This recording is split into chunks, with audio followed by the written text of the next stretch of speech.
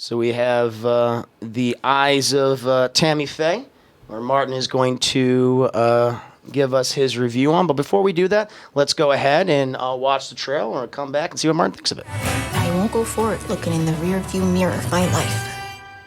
This is who I am. So are you familiar with Jim and Tammy Faye Bakker? No, I'm not. See, that's what I thought. Yeah, because I'm like, the Eyes of Tammy Faye, this movie about Tammy Faye. you have no idea. No, please go into it. This is the generational thing. So I've lived long enough to where now all they're doing, everybody's making biopics and miniseries about big political scandals that happened when I was your age. Mm-hmm. And this was one of them. Jim and Tammy Faye Bakker, televangelist with the PTL network. Praise the Lord. They had this show was on every night, long ass variety show. Ask for donations, preach, mm-hmm. puppet shows, singing, all this. Yeah.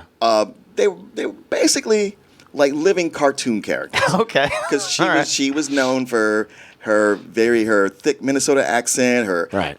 ultra chipper, loud voice, mm-hmm. mostly for all the tons of eye makeup she'd have on. Which they've showcased in the trailer. Yes, but even like looking at her here, I'm like, you're not quite getting it.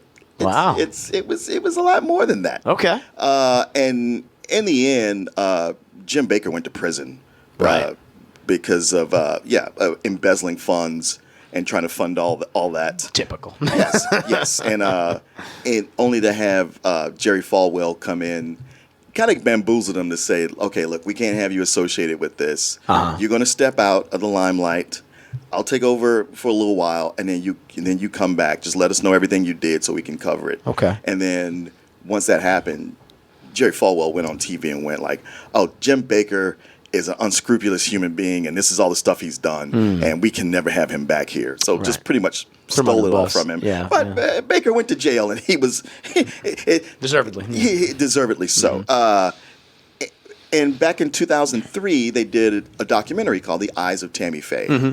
which really did, like, you went more into her, and you did get to see how not only was, she got you want to say she got duped into it, but she was, for as much of a cartoon character she was a genuine person who really cared a lot about gay people. Because there's a scene there where she's, and that really did happen with her talking to somebody who had AIDS. And she remained a gay icon. She was always very friendly and everything. So that was cool. So here we are 18 years later. They're making a biopic of it. And it's one of these things where, I don't know how much you can tell from the trailer, but Jessica Chastain really throws herself into the role. Right. I actually want, if you don't mind, I want to show just a picture of sure. so people can see and just kind of comparison. So I guess this is the real life Tammy Faye, how she looks now or recently. Well, she died. She died. She died from cancer. Okay. And here's Jessica Chastain is like I can kind of see it.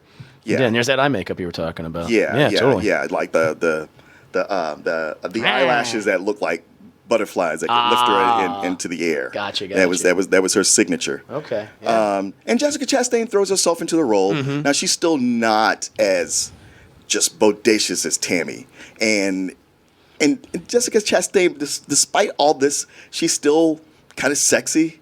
Like, yes. Throughout the thing. Yeah. Like there's even this one guy who's really flirting with her, and you can kind of see it. But whenever I thought, if this is real Tammy Faye, this is not me. No, okay. It would not be happening.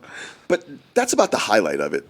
Unfortunately, the other performances are hit and miss. Andrew Garfield's okay as Jim Bakker. Okay. But you think about, like, me knowing what Jim Bakker was like, there's so much more he could have done. Because Jim Bakker was just about as much of a cartoon as she was, just in his own way. He kind of looks like Mr. Rogers, from the show. I mean, the puppets and everything like that, and just his this look and his cadence, his talk. Yeah. He's playing it almost more like a Mr. Rogers. Okay. where Jim Bakker, every time he's on, you're like, oh, geez, this fucking guy is serious. Gotcha. And then Vincent D'Onofrio as Jerry Falwell, he's not really doing it at all. But it's almost like he showed up for a 2-day shoot and said, all right, I'll put on this wig, I'll do what you want. Mm-hmm. The problem with the movie is, well, the two problems, is that it's just very shallow. It's, for all that went on with that, it for the first half, it just breezes through. It's almost like it's just showing you quick cut scenes. The greatest hits. A greatest hits, and it's almost like it's not even a greatest hits. It's almost a medley.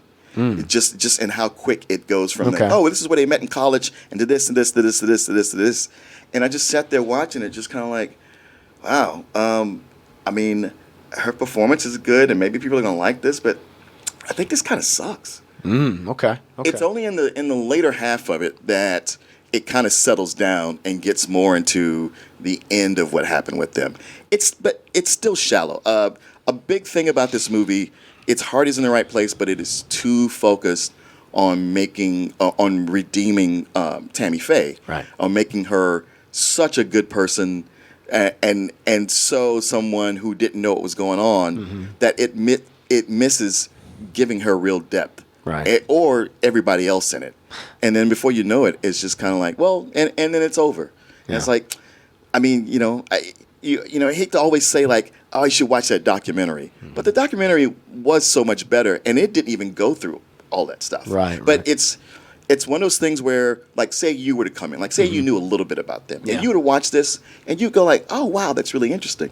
But somebody who was alive at that time, when that was all over the news, I go like, there's so much they didn't cover. Well, let me tell you. Yeah. Right. Yeah. So it just feels very inauthentic, and it's too bad. I feel like that's like for a lot of biopics. I know. Where you have 2 hours, maybe a little over, maybe 2.5, to tell someone's life story. Yeah. Everything they've done. I mean, maybe not even everything they've done. Maybe like a specific point in their life. And even then, that's just not enough time. To hear this, I mean, do you feel like biopics should be relegated to television because you can tell the story over a longer period of time? Would this have been better if it had been a mini series for like 8 episodes? Like these things that FX keeps doing. Yeah. Which I end up not watching those because I was just like, I lived through that. And I was happy when it was over. Like the OJ one is the first one. And I know I've been told by everybody how brilliant it is. And I don't doubt that it is.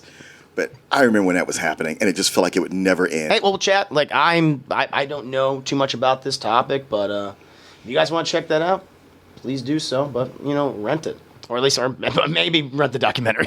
Or check out the documentary. Watch the documentary for sure.